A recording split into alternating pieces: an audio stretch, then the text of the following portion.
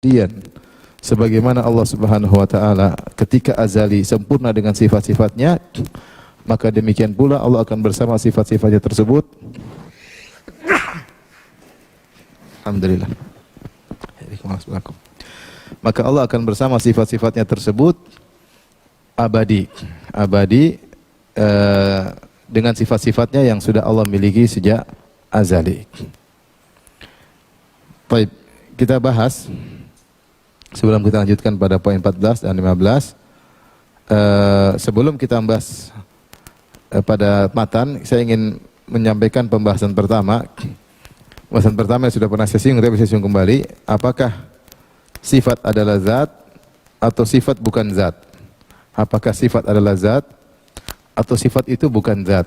Ya, bahasa Arabnya sifatu hal hiya zaidatun ala zat amla. Sifat itu zat atau bukan? Maka kita tidak boleh menjawab dengan global, karena kalau kita jawab global iya atau tidak, maka bisa dipahami dengan makna yang salah. Kalau kita bilang iya, maksudnya sifat bukan zat, ya, atau sifat adalah zat.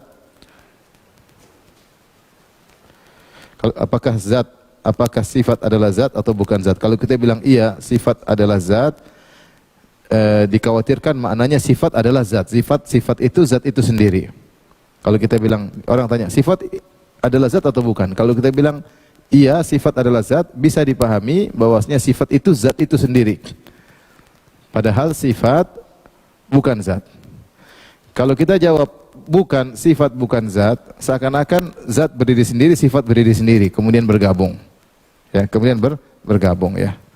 Yang benar bahwasanya zat itu bukan sifat secara makna, ya. Karena sifat menempati zat, tetapi Allah tidak ada gambaran zat tersendiri dengan sifat tersendiri baru kemudian digabung. Maksudnya Allah sejak azali sudah sifat dan zatnya, zat dan sifat-sifatnya, bukan zat yang kosong dari apa? Sifat. Ya. Karena ini untuk membantah orang-orang Mu'tazilah. Jadi kita ulangi. Apakah zat adalah sifat ataukah sifat adalah zat? Jawabannya secara makna zat itu bukan apa? Sifat. Karena sifat menempati apa? Zat. Tetapi secara konten maka tidak dikatakan zat berdiri sendiri terpisah dari sifat, karena zat itu tidak tergambarkan ada sifat, ada zat tanpa sifat. Zat itu ada beserta dengan apa? Sifatnya. Paham ya? Tetapi zat bukan sifat. Contoh, Allah memiliki zat dan sifat. Zat Allah satu, sifatnya banyak. Paham? Zat Allah satu, sifatnya banyak. Ditinjau dari sifat menunjukkan zat, maka seluruh sifat itu yang sifat Allah, nama-nama Allah yang banyak, setiap nama Allah mengandung sifat, semua menunjukkan kepada zat yang satu. Tetapi sifat bukan zat. Bahkan sifat yang satu bukan sifat yang lain. Sifat Ghafur bukan sifat ghadab, sifat memaafkan bukan sifat marah. Sifat melihat bukan sifat mendengar, paham? Sifat menghidupkan bukan sifat mematikan. Tetapi semua sifat-sifat itu berada pada apa? Zat. Jangan dibayangkan ada zat sendiri tanpa sifat baru kemudian sifat. Oleh karenanya kita tidak katakan iya dan kita tidak katakan tidak, tapi kita harus perinci. Kalau kita bilang zat adalah sifat, seakan-akan makna zat sama dengan makna apa? Sifat. Padahal maksud kita ingin mengatakan zat ya satu gabungan dengan sifat, bukan terpisah. Kalau kita bilang zat bukan sifat, dikhawatirkan dipahami zat terpisah, sifat terpisah. Oleh karenanya kita harus jelaskan. Oke, harus diperinci. Jika yang dimaksud ada zat yang kosong dari sifat, dalam artian zat berdiri sendiri, zat terpisah dari sifat, zat berdiri sendiri, zat terpisah dari sifat, maka ini pendapat yang batil. Ini pendapat batil, ini pendapat Mu'tazilah. Yang mereka punya pendapat az-zatul mujarrada anis sifat, yaitu zat yang kosong dari sifat. Mu'tazilah menggambarkan bahwasanya Allah itu cuma zat. Allah itu cuma apa? Zat. Zat tersebut kosong dari sifat-sifat. Ini mustahil. Karena tidak ada zat yang kosong dari sifat di alam nyata, enggak ada. Semua zat pasti ada sifatnya. Udara aja ada sifatnya. Udara menempati apa? Ruang misalnya, ya. Molekulnya begini, air apalagi. Mencari tempat yang rendah, kemudian cair. Dia zat pasti ada sifatnya. Enggak mungkin ada zat tanpa sifat, mustahil. Paham? Yang kedua, jika yang dimaksud makna sifat bukan makna zat, akan tetapi tidak terpisah dari zat, maka ini benar. Jika dia maksud makna sifat bukan makna zat, zat punya makna tersendiri, sifat punya makna tersendiri, tetapi zat tidak terpisah dari apa sih? Sifat. Maka ini makna yang benar. Karena tidak ada zat yang kosong dari sifat. Lagi pula, secara bahasa Arab, zat secara bahasa Arab artinya tidak digunakan kecuali mudhafah, yaitu maknanya empunya, yang punya, sahibat kada. Zatu, tidak ada namanya zatu, pasti zatu kada, empunya ini, empunya itu. Maka zat itu sendiri, lafal zat itu sendiri menunjukkan dia memiliki apa? Sifat. Zat itu yang punya atau sang pemilik, ya. Zatu ini, yang empunya ini, yang punya ini, maka pasti dia memiliki sifat. Seperti dikatakan zatu kudrah, sang pemilik kudrah. Zatu wujudin, yang memiliki wujud. Zatu izzin, yang memiliki perkasaan. Lafal zat itu sendiri secara bahasa Arab tidak digunakan untuk suatu zat yang kosong, tetapi digunakan pada suatu zat yang memiliki sifat-sifat tertentu. Baik.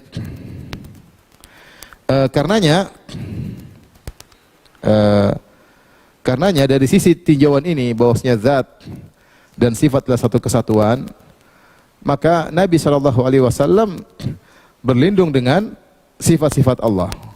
Dalam beberapa hadis Rasulullah SAW berlindung dengan sifat-sifat Allah, ya. Karena sifat-sifat Allah adalah bagian dari Allah, paham? Bagian dari Allah. Seperti dalam hadis Rasulullah berdoa untuk obat orang yang kena sakit, a'udzu bi'izzatillahi wa qudratihi min syarri ma ajidu wa uhadir. Kalau orang sakit kan bismillah bismillah bismillah, kemudian mengucapkan doa ini. A'udzu bi'izzatillah wa qudratihi min syarri ma ajidu wa uhadir. Aku berlindung dengan keperkasaan Allah. Ini sifat. Izzatu sifat atau zat? Sifat. Wa qudratihi, dan berlindung dengan kudrah Allah dari keburukan yang aku dapati dan keburukan yang aku khawatirkan, ya. Ini doa untuk apa, orang yang sakit dipegang kemudian dibaca doa ini. Di sini Rasulullah SAW berlindung dengan sifat Allah, dan sifat Allah bagian dari Allah Subhanahu wa taala, maka tidak mengapa. Contoh lagi, a'udzu bikalimatillahi tammah. Aku berlindung dengan kalimat-kalimat apa? Allah. Kalimat Allah ya banyak. Di antaranya Al-Qur'an, di antaranya Taurat, di antaranya Injil, di antaranya Zabur, di antaranya perkataan Allah, pembicaraan Allah kepada malaikat, ya. Min syarri ma khalaq. Aku berlindung dengan kalimat-kalimat Allah. Kalimat Allah sifat-sifat Allah Subhanahu wa taala. Tidak mengapa karena berlindung dengan Allah. Yang dilarang berlindung dengan makhluk, enggak boleh. Berlindung dengan jin, berlindung dengan setan, enggak boleh, ya. Kemudian juga dalam salat witir Rasulullah berkata, inni a'udzu biridhaka min sakhatik wa bi mu'afatika min uqubatik wa bika mink. Aku berlindung dengan keridhaanmu dari kemarahanmu. Wa min afwika bi afwika min uqubatik. Aku berlindung dengan ampunanmu dari hukumanmu. Ini biridhak, ini sifat Allah. Demikian juga doa Nabi ketika diusir dari Taif, dia berdoa, na'udzu bi nuri wajhika alladhi asyraqat lahu adh-dhulumat. Ya Allah, aku berlindung dengan cahayamu, binuri wajhik, ya, dari cahaya wajahmu. Aku berlindung dengan cahaya wajahmu yang dengan cahaya tersebut maka segera kegelapan menjadi terang benderang. Di antaranya doa juga, wa a'udzubika an uqtala min tahti, doa zikir pagi petang, aku berlindung bika min an a'udzubika min an uqtala min tahti. Ini berlindung kepada Allah Subhanahu wa taala, kepada zat Allah. Ya, Rasulullah SAW terkadang berlindung dengan sifat Allah, terkadang berlindung dengan zat Allah. Ketika Rasulullah berlindung dengan zat Allah, bukan zat yang kosong dari apa sih? Sifat, paham? Ketika Rasulullah berlindung kepada zat Allah, bukan berarti zat yang kosong dari sifat, tapi zat yang ada sifat-sifatnya. Ketika Rasulullah berlindung kepada sifat, bukan berarti sifat tanpa zat, tapi sifat yang ada zatnya, paham? Sifat yang menempel pada zatnya. Ya, yang tidak boleh kalau kita berlindung kepada selain Allah Subhanahu wa taala. Maka ditinjau dari makna sifat beda dengan makna zat, benar. Kita bilang makna sifat beda dengan makna zat, tapi jangan bilang sifat bukan zat. Karena sifat tidak berdiri sendiri dan zat juga tidak berdiri apa? Sendiri. Sifat berdiri dengan zat, zat pasti ada sifatnya. Faham sampai sini? Oke. Taib. Adapun Mu'tazilah, mereka berpendapat Allah itu zat yang kosong dari sifat. Disebut dengan zat al-mujarradah, atau mereka mengatakan Allahu lahu wujudun mutlak bi syartil itlaq. Allah punya wujud mutlak dengan syarat tidak terikat dengan sifat apapun, namanya wujud mutlak. Tapi intinya mereka punya khayalan Allah itu di azali dulu zat tanpa sifat. Allah itu zat tanpa sifat. Ini saya sudah pernah sampaikan tapi saya ingatkan kembali. Kata mereka zat kosong. Ini Mu'tazilah ya, Mu'tazilah. Mereka memahami bahwasanya Allah itu zat yang kosong dari sifat. Yang kosong dari sifat. Kalau ada sifat pada zat, mereka Mu'tazilah, mereka menolak sifat. Mu'tazilah menolak seluruh sifat. Mu'tazilah menolak seluruh sifat-sifat Allah. Dengan logika, murni logika. Mu'tazilah ini mengambil pendapat Plato. Ini saya sudah jelaskan panjang lebar dalam Muqaddimah Aqidah Wasithiyah, Syarh Aqidah Wasithiyah. Cuma saya ingin ringkas-ringkas saja. Baik. Mu'tazilah berpendapat Allah itu zat saja, kosong, ya. Zat kosong, ya. Makanya kenapa mereka mengatakan zat Allah harus kosong? Kenapa mereka menolak sifat-sifat Allah? Karena ada dua syubhat. Ada dua syubhat karena mereka menganggap jika ada sifat maka menimbulkan dua hal yang terlarang. Apa dua hal tersebut? Yang pertama kata mereka, kalau kita mengatakan sifat-sifat bersama Allah ketika azali, berarti kita bilang melazimkan yang qadim itu berbilang. Yang qadim itu berbilang. Jadi mereka bayangkan di azali. Azali itu sesuatu yang tidak ada bermula, paham ya? Kata mereka zat. Mereka bilang zat, sifat utama Tuhan adalah qidam. Sifat utama Tuhan adalah al-qidam. Al-qidam maksudnya azali, itu azali. Dan ini hanya pada zat dan dia harus esa. Harus esa. Kalau kita bilang di zaman azali ternyata ada sifat-sifat juga, sifat-sifat.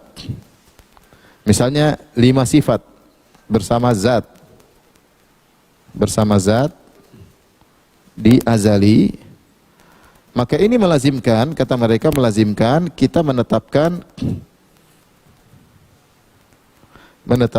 qadim yang berbilang, dan ini syirik. Yang berbilang, dan ini adalah syirik. Berarti di zaman azali itu ada beberapa qadim. Pertama qadimnya zat, kemudian qadim sifat yang pertama, qadim sifat yang kedua, qadim sifat yang ketiga, qadim sifat keempat, qadim sifat yang kelima. Berarti ada 6 yang qadim. Berarti kalau ini 1 tambah 5 sama dengan berapa? 6 qadim. Dan ini syirik kata mereka. Oleh karenanya kita mengatakan di zaman azali yang ada cuma apa? Zat. Dan Allah selalu begitu tanpa sifat. Ini pemikiran mereka, ya tentunya susah dipahami, tapi begitulah ya. Begitulah. Tujuan mereka untuk mensucikan Allah, mereka tidak ingin ada kesyirikan. Tapi yang kedua, mereka mengatakan kalau kita bilang Allah punya sifat, kalau Allah punya sifat, berarti kita mengatakan Allah tersusun. Allah tersusun dari zat dan sifat-sifat. Berarti Allah itu sama dengan zat plus sifat-sifat. Tersusun. Tersusun, itu tarkib. Kalau Allah tersusun, berarti Allah membutuhkan adanya yang menyusun. Berarti Allah membutuhkan ada pihak ketiga atau pihak lain yang untuk menyusun, dan ini tidak boleh bagi Allah Subhanahu wa taala. Maka mereka membayangkan dulu sifat zat sendiri, kemudian ada sifat. Kalau sifat menempel pada zat, berarti sifat Allah itu adalah susunan dari zat dan apa? Sifat-sifat. Ini semua sebabnya kenapa? Karena mereka membayangkan ada zat tanpa sifat. Dan itu secara kenyataan enggak ada namanya di alam nyata ini ada zat tanpa sifat. Mungkin dalam benak mungkin ada zat tanpa sifat. Kenyataannya enggak ada zat kecuali ada sifatnya. Coba datangkan apapun zat pasti ada sifatnya. Enggak mungkin enggak ada sifatnya. Enggak mungkin enggak ada sifatnya. Mereka yang mengatakan Allah beda, Allah zatnya tanpa sifat. Ini repot. Padahal Allah menyebutkan dalam banyak dalil Allah memiliki sifat. Nah, beda dengan Ahlus Sunnah wal Jamaah. Ahlus Sunnah wal Jamaah menyatakan Allah sejak azali sudah ada dan azali, yaitu zat dan sifat-sifatnya. Paham? Dan itu tidak melazimkan adanya berbilang, karena Allah dan zat dan sifatnya adalah satu kesatuan.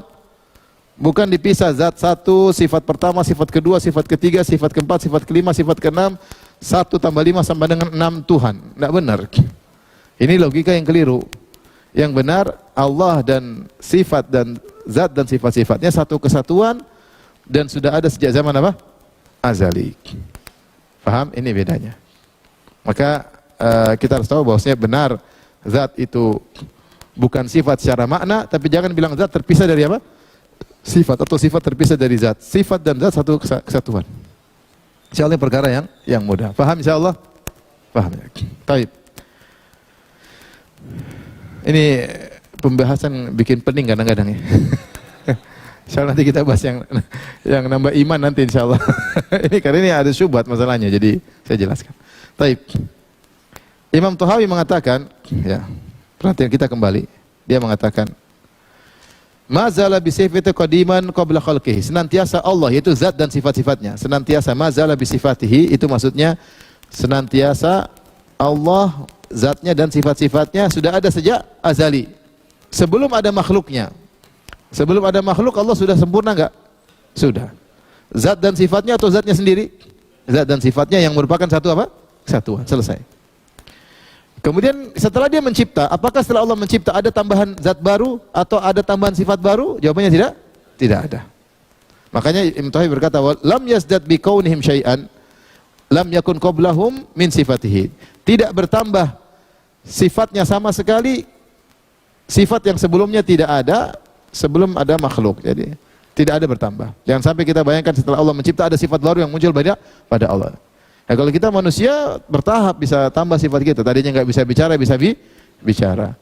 Ya, tadinya nggak bisa baca, terus bisa membaca. Tadinya tidak bisa menulis, bisa menulis. Banyak sifat baru. Tadinya tidak sombong, bisa jadi apa? Sombong. Banyak. Orang berubah. Gara-gara pola hidup berubah ya.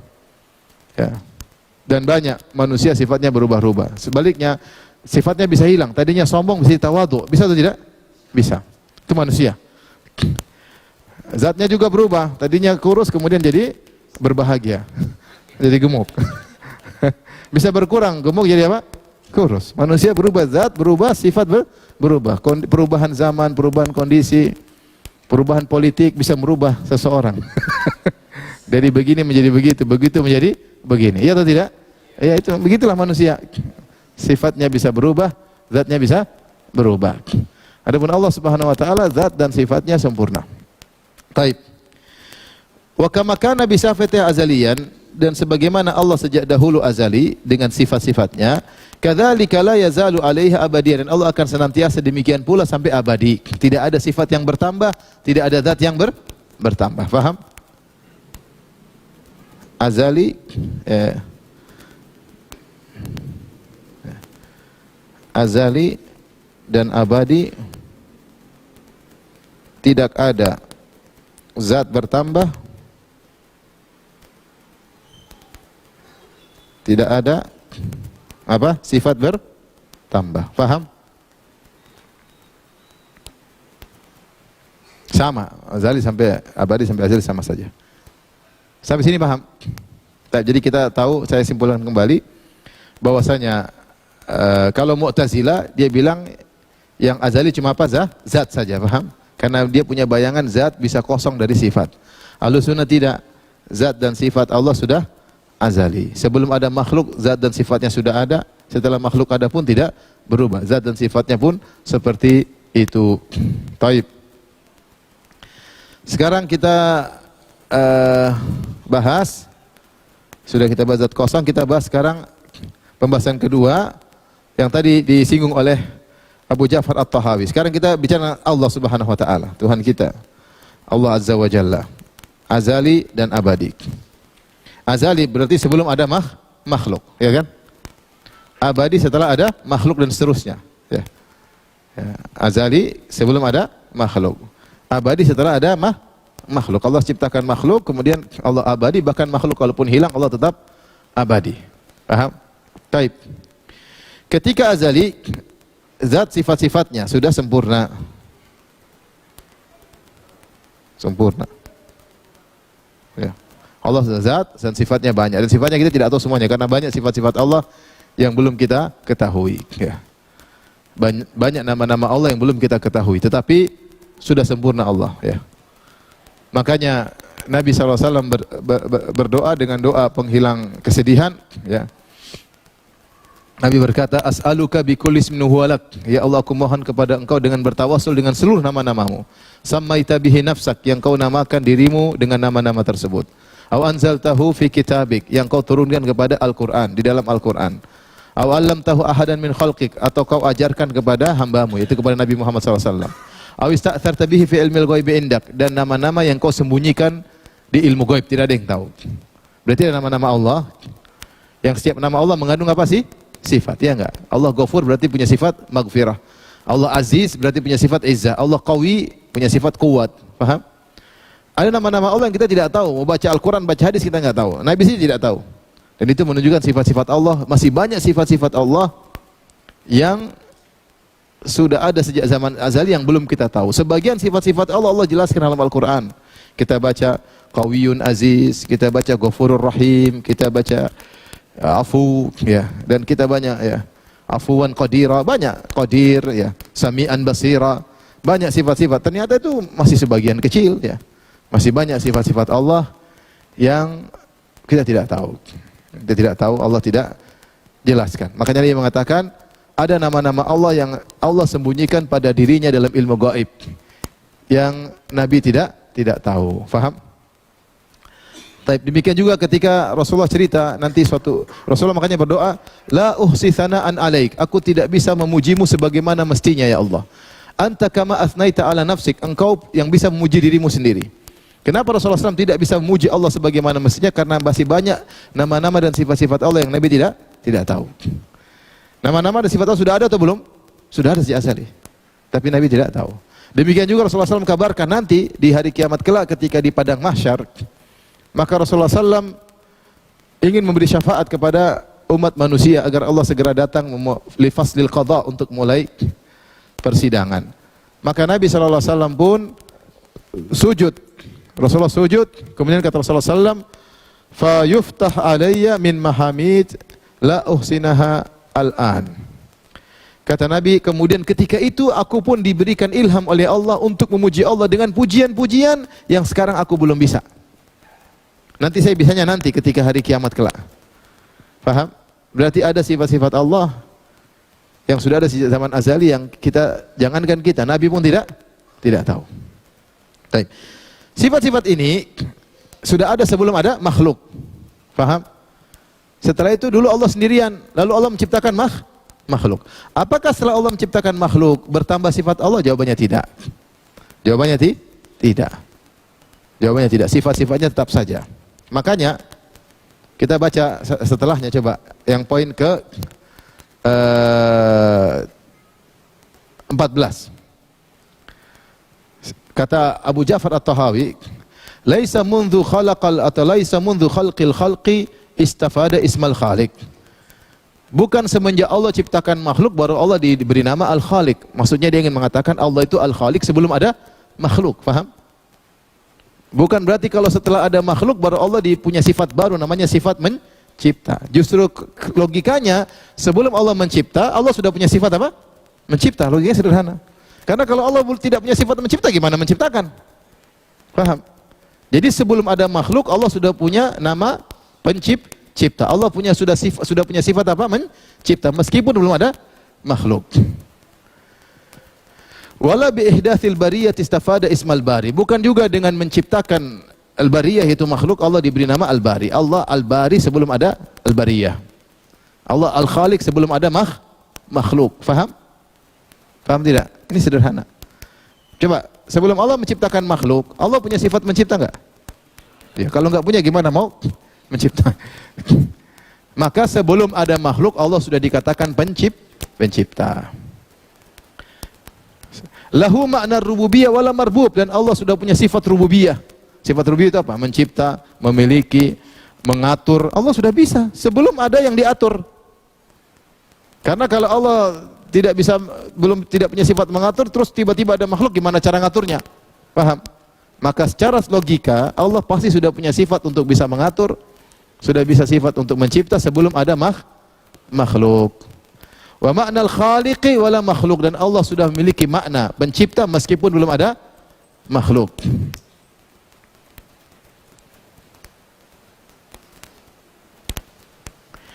Kemudian yang ke-16, Wa kama annahu muhyil mauta ba'da ma ahya, sebagaimana Allah disebutkan sebagai penghidup kematian setelah Allah menghidupkan.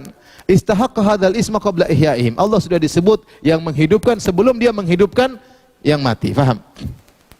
Karena kalau dia tidak memiliki sifat menghidupkan, gimana mau menghidupkan yang mati? Berarti dia sudah bisa menghidupkan sebelum ada yang dihidupkan. Sederhana, paham?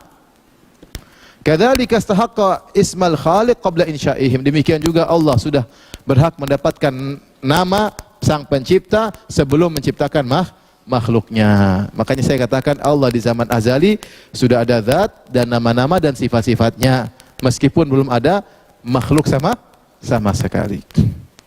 Sudah sempurna. Itu maksud dari pembahasan kita. Paham? Seperti misalnya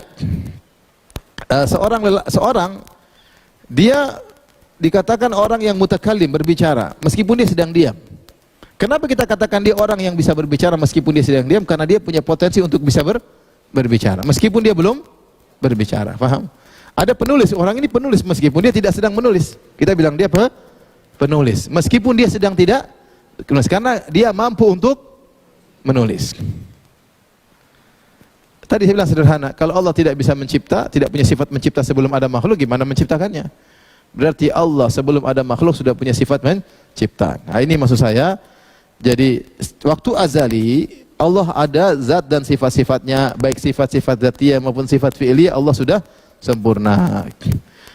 Kemudian Allah mencipta makhluk, lalu mencipta makhluk. Tapi apakah ada perubahan, tambahan sifat pada Allah Subhanahu wa taala? Jawabnya tidak. Tidak ada. Karena Allah sudah ada sifat-sifat tersebut sebelum ada makhluk. Maka ketika abadi, setelah ada makhluk, zat dan sifat-sifatnya sama saja dzatiyah dan fi'liyah. Ya. Dalam artian tidak muncul sifat-sifat baru yang sebelumnya tidak ada. Tidak muncul sifat-sifat baru yang sebelumnya tidak ada. Paham? Sampai sini paham? Baik.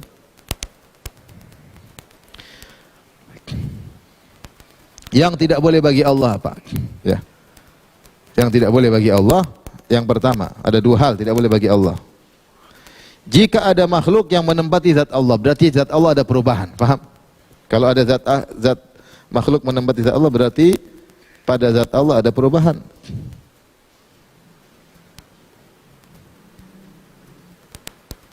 Dan ini bantahan terhadap hululiyah, terhadap ittihadiyah, terhadap wahdatul wujud.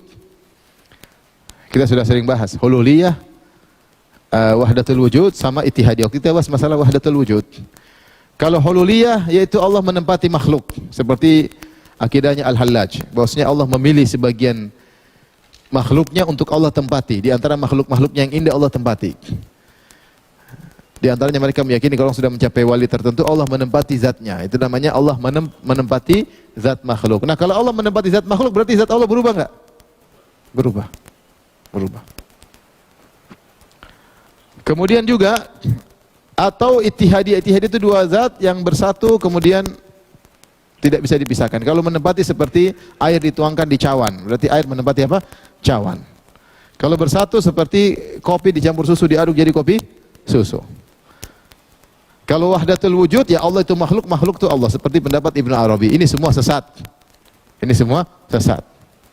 Berarti zat Allah mengalami apa? Perubahan. Allah mulai perubahan, kemudian Allah harus turun level supaya bisa sinkron dengan makhluk, ya tidak? Kalau orang bilang Allah bersatu dengan Nabi Isa, berarti Allah turun level. Bahkan Allah masuk dalam perutnya siapa? Maryam. Dalam perutnya Maryam, bahkan mengambil makan dari Maryam, janin tersebut. Ini Allah turun level. Allah turun level.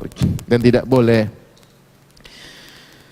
Maka tidak boleh ada makhluk yang menempati Allah Subhanahu wa taala, ya. Kemudian juga tidak boleh jika muncul sifat baru yang sebelumnya tidak ada. Ini juga tidak boleh. Kenapa tidak boleh? Berarti Allah tadinya, ulangi. Kenapa tidak boleh? Karena berarti sebelumnya Allah belum sempurna. Berarti sebelumnya Allah kurang sempurna, lalu sempurna. Lalu sempurna karena ada tambahan sifat baru.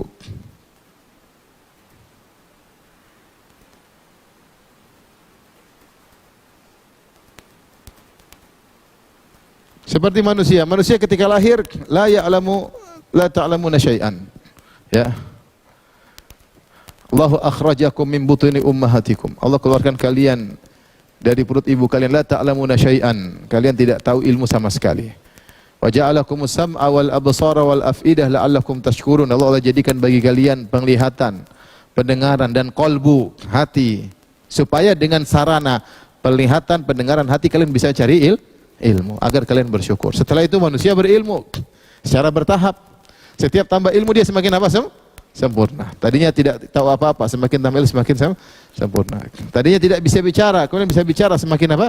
Sempurna. Itu namanya tambah sifat, sehingga yang tadinya tidak ada bertambah, maka dia semakin apa? Sempurna. Allah ini tidak berlaku pada Allah. Karena Allah sebelum ada makhluk maupun sudah makhluk sudah sempurna. Sebelum ada makhluk sudah sempurna. Maka yang tidak boleh bagi Allah kita katakan bahwasanya ada makhluk menempati zat Allah, itu nggak boleh.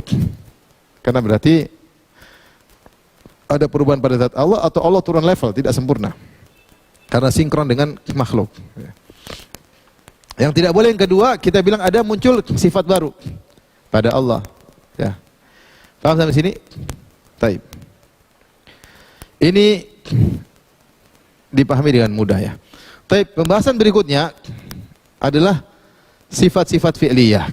Ini jadi pembahasan yang ini sifat-sifat ditolak semua oleh ahlul bid'ah. Ahlul bid'ah, Mu'tazilah, Asy'ariyah, Jahmiyah, Maturidiyah, semua mereka menolak sifat-sifat fi'liyah. Sifat-sifat fi'liyah itu apa? Ini. Sifat-sifat Allah terbagi menjadi dua. Perhatikan. Sifat dzatiyah. Sifat dzatiyah itu sifat yang tidak terkait dengan kehendak Allah, tapi terkait dengan zat Allah. Tidak terkait dengan kehendak Allah. Terkait dengan Allah, kalau Allah ingin Allah lakukan, kalau enggak Allah enggak lakukan. Sifat dzatiyah seperti wajah, tangan, ya. Kemudian ketinggian Allah, ini sifat-sifat dzatiyah, ya. Bahwasanya tidak terkait dengan kehendak Allah Subhanahu wa taala. Adapun sifat fi'liyah adalah yang terkait dengan kehendak Allah, seperti marah, paham? Allah tidak marah kecuali ada sebabnya. Allah ridho, tidak ridho kecuali ada sebabnya. Paham? Istiwa, terus menghidupkan, mematikan. Allah kapan menghidupkan? Allah menghidupkan. Kapan Allah mematikan? Allah mematikan. Allah kapan mematikan hamba, mencabut nyawanya, terserah Allah. Kapan Allah hidupkan lagi pada hari kiamat, terserah Allah Subhanahu wa taala. Bahkan terkadang Allah hidupkan manusia sebelum hari kiamat, sebagaimana terjadi pada Uzair, ya. Sebagaimana terjadi pada orang yang dibunuh di zaman Nabi Musa. Nabi Musa, faqulna dribu bi ba'dihha. Kata Allah, pukulkan dengan sebagian sapi. Ada yang pukul bagian sapi, kemudian orang itu hidup lagi. Musa bertanya, siapa yang bunuh kamu? Kata dia, si fulan. Kemudian dia mati lagi. Allah hidupkan sebentar. Kadzalika nuhyil al-mauta. Ya. Allah menghidupkan lagi tentang bagaimana kehidupan. Baik. Ini adalah sifat-sifat fi'liyah. Dan sifat-sifat fi'liyah ini, ya, ditinjau, perhatikan sini, sifat fi'liyah ada dua tinjauan. Tinjauan pertama, tinjauan kedua. Tinjauan pertama ditinjau dari nau'uha, min haitsu nau'uha, ditinjau dari jenisnya. Dia adalah azali. Dia adalah azali. Saya tanya sama antum sederhana. Allah sejak azali sudah bisa mencipta atau tidak? Bisa. Tapi kapan Allah mencipta? Kapan-kapan terserah Allah. Paham? Bukan apakah makhluk ada yang azali bersama Allah? Tidak ada. Berarti Allah dulu sendiri, kemudian Allah mencipta. Berarti aksi penciptaan itu belakangan. Paham? Aksi penciptaan itu belakangan. Tadinya Allah sendirian, tanpa ada makhluk, kemudian Allah mencipta. Berarti aksi menciptakan itu belakangan, baru terjadi. Tapi sifat menciptanya ditinjau dari jenisnya sudah azali. Tapi kapan menciptanya terserah Allah. Paham? Itu maksudnya. Jadi ditinjau dari jenisnya, azali, sudah punya potensi untuk mencipta, sudah ada. Ditinjau dari setiap aksinya, min haitsu ahaduha, maka dia baru. Ini namanya sifat fi'liyah. Contoh, Allah Subhanahu wa taala sejak azali bisa berbicara atau tidak? Bisa. Tapi kapan Allah berbicara? Belakangan. Kalau Allah ingin mencipta, Allah bilang kun fayakun, baru Allah berbicara. Kalau Allah ingin berbicara dengan Nabi Musa, Allah panggil, baru Allah berbicara Nabi Musa. Wa ma tilka biyaminika ya Musa? Innani anallahu la ilaha illa ana. Wahai Musa, sungguhnya aku adalah Allah, tidak ada yang berhak disembah kecuali aku. Wa ma tilka biyaminika ya Musa? Apa yang ada di tangan kananmu wahai Musa? Musa menjawab, qala hiya asaya. Maka terjadi diskusi, inilah tongkatku ya Allah. Ahushubiha ala ghanami. Ya. Atawakka'u 'alaiha wa ushbiha al-ghanami wa li fiha ma'arib ukhra. Aku bertelekan dengan tongkatku.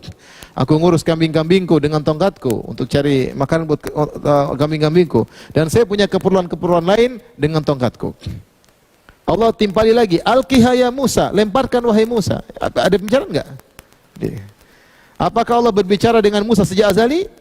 Tidak, karena Nabi Musa zaman azali belum ada. Nabi Musa lahir belakangan. Sekitar 1200 sebelum Masehi, menurut pendapat sebagian ahli sejarah. Jadi Allah sejak azali sudah bisa berbicara, tapi berbicaranya nanti terserah Allah. Itu namanya sifat fi'liyah. Ya. Contoh, saya tadi contoh apa? Contoh tadi apa? Berbicara. Juga tadi apa? Mencipta. Mencipta, menghidupkan, mematikan, terserah Allah. Allah sudah punya potensi untuk melakukan itu sebuah, ya. Meskipun Allah melakukannya belakangan. Faham? Hal ini kenapa? Karena Allah mensifati dirinya fa'alul lima yurid.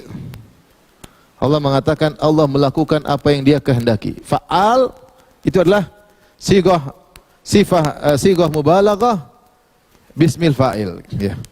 Dia sigah mubalaghah yang menunjukkan hiperbola, selalu melakukan. Isim fa'il itu menunjukkan kesinambungan, selalu melakukan apa yang Allah kehendaki.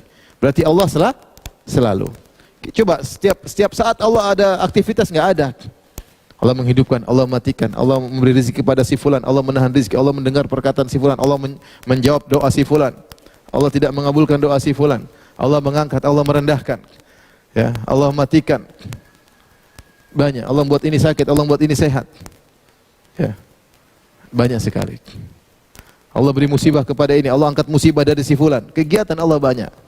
Yas'aluhu man fis samawati wal ard kulla yaumin huwa fi sya'an. Di langit dan bumi bertanya meminta kepada Allah, kata Allah kulla yaumin huwa fi sya'an. Setiap hari Allah dalam kesibukannya, punya kesibukan yang banyak. Mengatur matahari, mengatur rembulan, mengatur bintang-bintang. Mengatur makhluk yang begitu banyak, memberi rezeki kepada hewan-hewan, pada makhluknya. Allah beraktivitas, makanya Allah mengatakan fa'alul lima yurid. Dia maha melakukan apa yang Dia kehendaki. Fa'al itu menunjukkan kesinambungan. Berarti aktivitas Allah tidak pernah berhenti. Faham?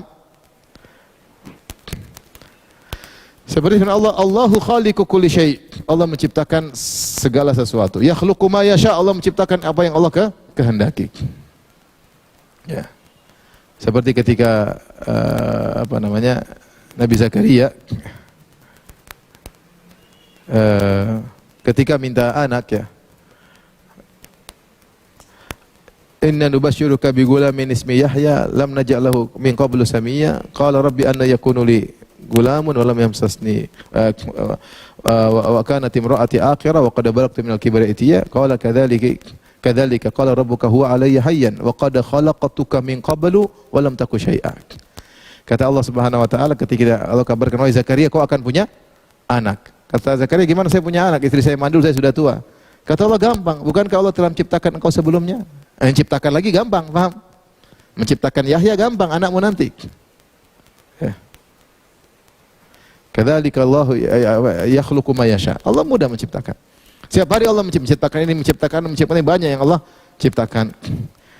Idza arada syai'an yaqulu lahu kun fayakun. Jika Allah berkehendak mengatakan sesuatu, jika Allah berkehendak sesuatu, Allah tinggal bilang apa? Kun fayakun. Jadi Allah sering mengucapkan kun fayakun. Ini namanya sifat fi'liyah. Ini ditolak oleh ahlul bidah. Kata mereka, kalau kita tetapkan sifat-sifat fi'liyah, berarti Allah mengalami perubahan. Jawabannya, tidak ada tambahan sifat lagi bagi Allah. Yang ada hanya aksi dari sifat-sifat tersebut. Paham? Apakah ada sifat baru bagi Allah? Tidak ada. Semua ini sifat sudah ada sejak zaman azali. Yang ada aksinya baru. Justru kalau sifat-sifat tersebut tidak ada aksinya, statis, maka Allah tidak sempurna. Apa fungsi sifat-sifat tersebut?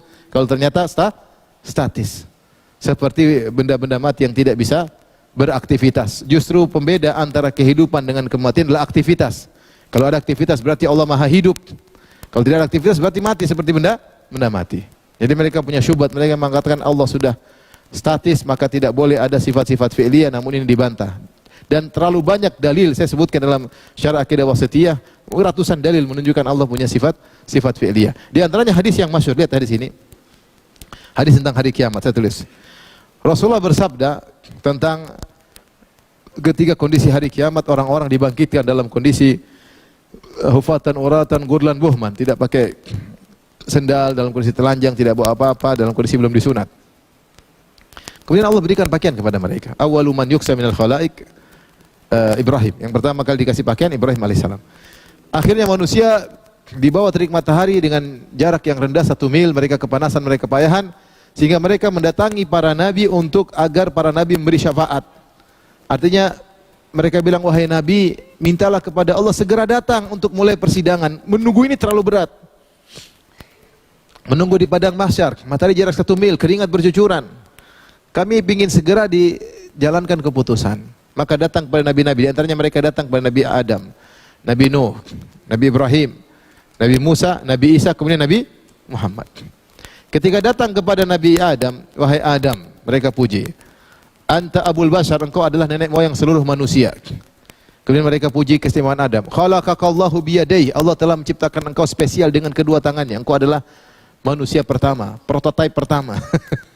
Manusia yang sempurna. Makanya kalau orang masuk surga nanti tingginya seperti Nabi Adam, bentuknya seperti bentuk Nabi Adam, karena dia yang Allah ciptakan langsung. Yang lainnya tinggal melalui ayah dan ibu. Ya, adapun Adam langsung dengan kedua tangan Allah. Khalaqakallahu biyadayhi, wahai Adam, engkau telah diciptakan dengan kedua tangan Allah. Wa asjadalaka malaikatahu, dan Allah telah menyuruh malaikat sujud kepadamu. Luar biasa, malaikat sujud kepada Nabi Adam. Tidak ada manusia boleh disujudi malaikat kecuali Adam alaihissalam. Ama tara ma nahnu fih, tidakkah kau lihat bagaimana kondisi kami, kepayahan. Ya. Amma tara ma qad balagha bina, tidakkah kau lihat kepayahan yang kami rasakan, keringat bercucuran, capek, penis terik matahari. Ya. Maka mereka minta, Allah tashfa' lana inda rabbik, tidakkah kau beri syafaat bagi kami di sisi Allah, yaitu minta agar Allah datang mulai persidangan. Apa kata Nabi Adam ini? Inna rabbi qad ghadiba al-yawma ghadaban lam yaghdab qablahu mithlahu walan yaghdab mithlahu ba'dahu. Kata Adam, bagaimana saya minta syafaat? Sungguhnya Rabbku sedang murka pada hari ini. Lihat, sedang murka pada hari ini. Dengan kemurkaan yang sangat besar, tidak pernah Allah murka sebelumnya seperti ini dan tidak akan murka seperti ini. Berarti ini murka yang baru, tidak? Jelas. Tapi sifat Allah potensi untuk marah sudah ada di zaman azali. Kapan ada sebab Allah marah, tinggal marah, paham? Sudah di zaman azali. Makanya dia mengatakan Allah tidak pernah murka sebelumnya seperti ini, berarti pernah murka tapi tidak seperti ini. Dan tidak akan murka lagi seperti ini, akan murka lagi tapi turun murkanya. Ini ada sesuatu yang baru. Artinya Allah murka dengan kemurkaan, murka bertingkat-tingkat. Ya, murka bertingkat-tingkat. Sama Allah punya rahmat, rahmat Allah berbeda-beda satu dengan yang lainnya. Ada yang Allah rahmat yang banyak, ada rahmat sedikit, tergantung orang melakukan banyak amal saleh semakin dirahmati oleh Allah Subhanahu wa taala. Semakin berbuat ihsan, rahmat Allah semakin banyak. Kata Allah, inna rahmatallahi qaribun minal muhsinin. Sungguhnya rahmat Allah sangat dekat dengan orang yang berbuat ihsan. Semakin dia banyak berbuat ihsan, semakin banyak rahmat Allah. Beda-beda satu dengan yang lain. Berarti ada perubahan-perubahan. Sementara sifat rahmat Allah sudah ada di zaman apa? Azali. Paham? Ini contoh, dan banyak contoh dalam hadis. Rasulullah SAW berkata, Allah berfirman dalam hadis qudsi, qasamtu salata nisfaini baini wa baina abdi. Aku membagi Al-Fatihah, kata Allah dalam hadis qudsi dalam Sahih Muslim dari hadis Abu Hurairah. Aku bagi Al-Fatihah bagi jadi dua, setengah buatku, setengah buat hambaku. Fa idza qala abdi, kalau hambaku berkata alhamdulillahi rabbil alamin. Kalau hambaku baca Al-Qur'an, salat alhamdulillahi rabbil alamin, aku mengatakan, ya, hamidani abdi, hambaku sedang memujiku. Wa idza qala Ar-Rahmanir Rahim, ya. Jika hambaku berkata Ar-Rahmanir Rahim, Allah berkata, Athna alayya abdi, hambaku sedang menyanjungku. Ya. Wa idza qala Malik yaumiddin, maka Allah berkata, Majjadani abdi, sungguhnya hambaku sedang mengagungkan aku. Jadi Allah, paham? Allah berbicara sesuatu yang sebelumnya tidak dia bicarakan. Faham? Bukankah Allah mengatakan wa idza sa'alaka ibadi anni fa inni qarib ujibu da'watad da'i idza dan aku mengabulkan doa yang orang meminta kepada aku. Kapan Allah kabulkan doa? Kapan Allah melakukan aktivitas mengabulkan doa? Kalau ada yang berdoa. Kalau nggak ada yang berdoa, mengabulkan doa gimana? Berarti ada aktivitas baru Allah mengabulkan doa orang yang meminta. Jadi banyak sekali. Nanti Allah cerita pada hari kiamat Allah berkata, "Ya Isa bin Maryam, a anta qulta linnas wahai Isa, apa kau berkata kepada umatmu jadikan aku dan ibuku Tuhan-Tuhan selain Allah?" Kapan Allah ngomong gitu sama Nabi Isa? Nanti hari kiamat, bukan sejak azali. Sejak azali Nabi Isa belum ada, paham? Allah bilang nanti hari kiamat. Idz qala Allahu ya Isa. Allah berkata, wahai Isa, apakah engkau menyuruh umatmu untuk menjadikan dirimu dan ibumu sebagai Tuhan-Tuhan selain Allah? Jadi terlalu banyak ya. Kita pun demikian. Kita berinteraksi dengan Allah Subhanahu wa taala. Kita minta Allah kabulkan. Ini tidak. Pengkabulan ini sejak azali atau sekarang? Sekarang ya. Saya kita berdoa, ya Allah, mudahkan aku bangun rumah misalnya. Allah kabulkan sekarang apa sejak azali? Kalau sejak azali rumah sudah ada sejak apa? Azali. Intinya ini terlalu banyak, ini saya tidak akan ulangi lagi, cuma saya kasih gambaran bahwasanya di antara kesempurnaan Allah adalah fa'alul lima yurid, yaitu Allah melakukan apa yang Allah kehendaki. Ini ditolak oleh ahlul bidah. Mereka mengatakan karena kalau kita menetapkan sifat-sifat fi'liyah maka terjadi perubahan pada Allah. Kita bilang perubahan apa yang dimaksud? Kalau perubahan yang dimaksud maksudnya ada sifat baru yang muncul, maka kita tidak terima. Tapi kalau perubahan tersebut beraktivitas dari sifat-sifat yang sudah ada, justru itu kesempurnaan apa? Allah Subhanahu wa taala. Baik, jika tidak menetapkan sifat-sifat fi'liyah, maka melazimkan kelaziman-kelaziman yang batil banyak sekali. Pertama, kalau tidak ada sifat fi'liyah berarti Allah statis, tidak ada aktivitas sama sekali. Dan kalau Allah statis berarti mentasbih Allah dengan benda yang statis, benda mati. Statis itu benda apa? Mati. Iya atau tidak? Iya. Ini contoh kelaziman batil. Kelaziman berikutnya yang kedua, karena statis, azan kah? Azan dulu, azan dulu.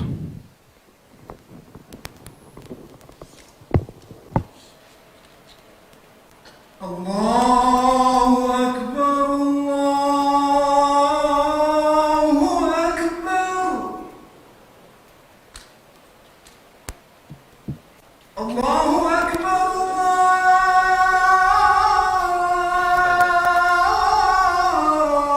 Allahu Akbar. Asyhadu an la ilaha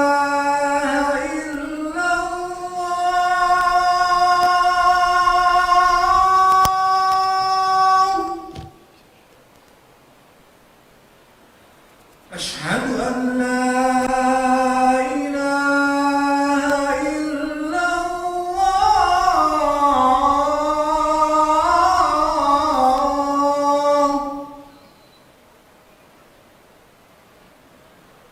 أشهد أن محمدا رسول الله أشهد أن محمدا رسول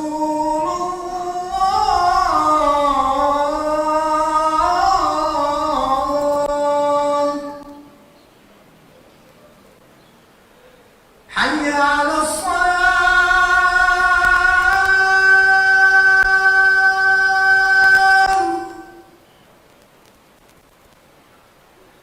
حي على الصلاة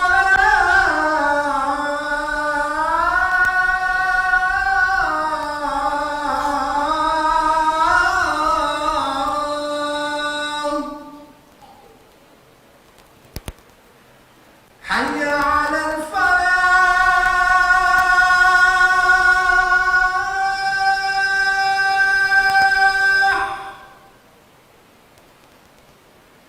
حي على الفلاح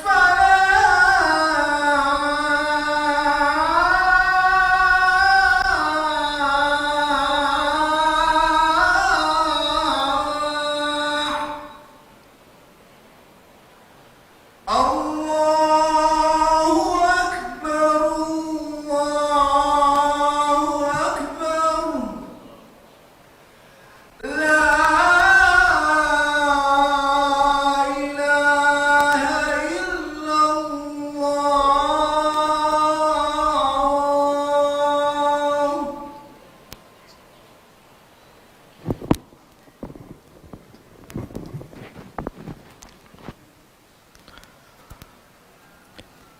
Taib, kita jelaskan secara singkat ya. Kalau Allah kita tolak sifat-sifat fi'liyah karena berpegang teguh dengan statis ya, dan ini sebenarnya syubhat datang dari Aristoteles dan Plato dan Plotinus ya. Sudah saya bahas dalam akidah wasithiyah, saya tidak ingin ulang. Mereka yang mengatakan Tuhan harus apa? Statis. Kenapa mereka demikian? Pembahasannya panjang ya. Cuma saya ingin menyampaikan kelaziman batil. Kalau Allah statis, tidak ada kegiatan sama sekali, berarti kita mentasbih Allah dengan benda mati. Paham? Apa bedanya antara benda mati dan benda hidup? Kalau benda hidup ada aktivitas. Kalau sudah tidak ada aktivitas namanya benda mati. Berarti kita mentasbih Allah kepada benda mati. Taib. Yang kedua, Allah tidak melihat dan tidak mendengar ya. Ini masalahnya. Ini dan ini Asy'ariyah, mereka ketika mendapat pada sifat Allah melihat dan mendengar, mereka takwil, katanya maksudnya Allah berilmu. Kenapa? Kalau kita bilang Allah mendengar, maka akan ada perubahan. Karena penglihatan Allah itu tidak statis tapi dinamis. Bukankah yang Allah lihat objeknya berubah-ubah? Ya enggak? Allah sedang lihat kita enggak? Saya gini-gini Allah lihat enggak? Berarti saya ada rubah-rubah kan? Nah, berarti objek penglihatan Allah berubah, berarti penglihatan Allah mengalami apa? Perubahan. Ini susah bagi mereka. Bagaimana Allah melihat sesuatu yang berubah-ubah? Kemudian sama mendengarkan suara berubah. Saya dari tadi Allah dengar tidak saya bila sedang berbicara? Nah, berarti suara saya berubah-ubah enggak? Berubah, naik turun ya. Kalau yang terdengar berubah-ubah, berarti mendengarnya juga mengalami perubahan. Maka mereka bilang ini enggak bisa. Kalau gitu kita takwil. Yang benar Allah bukan melihat dan benar Allah mengetahui. Allah mengetahui. Jadi kalau suara kata mereka Allah mengetahui suara, kalau pemandangan kata mereka Allah mengetahui apa? Pemandangan.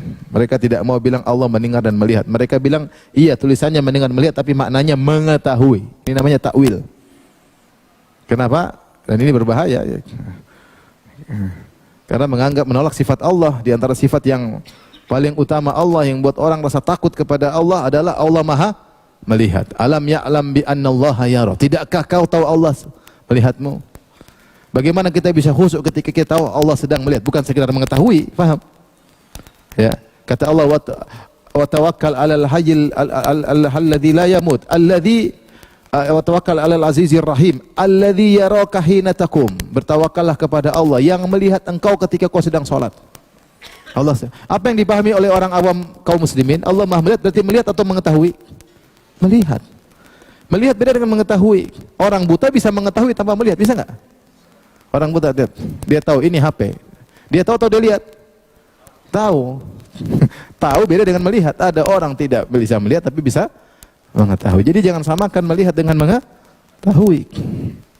Ini saya sudah bahas panjang, tapi saya kasih sampaikan aja. Ini dampak gara-gara menjaga kestatisan. Di antara juga misalnya ini falasifah mengatakan ilmu Allah terbatas. Bukankah ilmu Allah terkait juga dengan makhluk? Kata mereka nggak bisa. Ini Ibnu Sina Al-Farabi, dia mengatakan tidak boleh kita bilang ilmu Allah terkait dengan makhluk. Kenapa? Karena makhluk berubah-ubah, kesana kemari, tidur, ngorok, bermaksiat, bertaat. Nah, kalau sumber pengetahuannya berubah-ubah, nanti ilmu Allah juga berubah-ubah. Kata mereka kalau gitu Allah tidak boleh tahu selain dirinya saja. Allah tidak boleh tahu tentang makhluk. Jadi Allah tidak tahu kita nih, nggak tahu. Allah hanya tahu secara ilmu kulli. Ilmu kulli itu cuma sebab akibat. Sebab akibat atau tertib dalam wujud. Seperti ayah itu lebih dahulu daripada anak. Ayahnya siapa? Variabel X, terserah siapa. Anaknya siapa? Terserah. Yang penting ayah lebih dahulu daripada anak. Paham? Tapi Allah tidak tahu ayahnya siapa, anaknya siapa, Allah nggak tahu. Ya, barusnya Allah hanya mengerti sebab lapar, makan, menghilangkan lapar. Cuma tahu itu saja. Karena ini ilmu yang statis. Adapun tahu si fulan pergi ke pasar, si fulan makan ayam, nggak ada yang tahu. Ini bahaya, karena ini makanya Al-Ghazali mengkafirkan Ibnu Sina gara-gara ini. Karena mengatakan Allah tidak tahu tentang makhluk, ini melazimkan sapi lebih pintar daripada Allah ya. Sapi tahu tentang rumput yang dia mau makan nggak? Allah nggak tahu rumput itu, paham? Sapi tahu, sapi lebih pintar daripada Allah. Ini ngeri. Pokoknya ini gara-gara olah otak, menjaga kestatisan sehingga mengatakan Allah tidak boleh tahu tentang makhluk. Kenapa? Karena makhluk berubah-ubah. Terus yang ilmu Allah apa? Ilmu Allah hanya tahu tentang dirinya sendiri. Kalaupun terkait dengan makhluk hanya ilmu kulli, hanya ilmu tadi sebab akibat atau ilmu tertib wujud ini sebelum ini setelah ini, seperti itu. Paham? Kalau Allah tahu tentang kita berarti ada perubahan enggak? Ada enggak? Ada perubahan pada ilmu, berarti ada tambahan ilmu ya. Intinya mereka tolak. Yang keempat, kata mereka Allah tidak bisa mencipta apapun ya. Karena kelaziman atau kelaziman dari menganggap Allah statis, tidak ada penciptaan. Bukankah penciptaan butuh suatu aksi? Kalau tidak ada aksi, Allah dulu sendirian enggak? Sendirian. Paham? Tidak ada makhluk. Kalau tidak ada aksi, harusnya Allah tetap begitu aja, paham? Sederhana. Jadi bantahan Ibnu Rushd terhadap orang-orang Asy'ariyah. Kata Ibnu Rushd, Allah dulu sendirian enggak? Iya sendirian, tanpa ada makhluk. Kalau tidak ada aksi dari Allah, harusnya Allah tetap bersendirian. Ketika ada makhluk, berarti ada aksi baru dari Allah. Sederhana. Kalau kita bilang Allah statis, harusnya tidak ada makhluk. Paham? Mudah ya.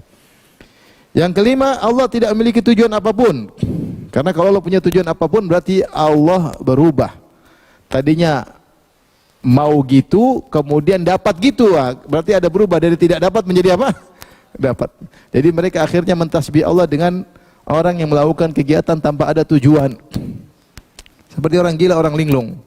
Padahal kalau kita umat Islam, Allah itu pasti punya tujuan. Allah pasti punya hikmah. Tuhan kita sempurna, tidak melakukan sesuatu kecuali ada tujuan. Kata mereka nggak boleh bilang Allah punya tujuan. Bingung saya juga, makanya agama mereka tuh aneh maksud saya. Ini semua ditakwil. Gara-gara kena syubhat orang falasifah. Orang falasifah lebih ngeri lagi. Untuk menjaga kesatisan Allah, kata mereka alam azali bersama Allah. Alam azali bersama Allah. Tidak boleh alam belakangan. Karena kalau alam belakangan berarti Allah mengalami perubahan. Berarti Allah darinya pingin, kemudian jadi. Ini nggak boleh. Kalau gitu alam harus bersama dengan Allah. Ini pendapat falasifah. Intinya banyak hal. Kita cuma sampai sini saja yang bisa sampaikan. InsyaAllah pada pertemuan berikutnya kita bahas tentang masalah takdir. InsyaAllah ta'ala. Kalau ada yang bertanya saya persilahkan. Wallahu ta'ala alam bisawab. Selanjutnya yang ingin bahas tentang panjang lebar, silahkan mendengar syarah akidah wasithiyah.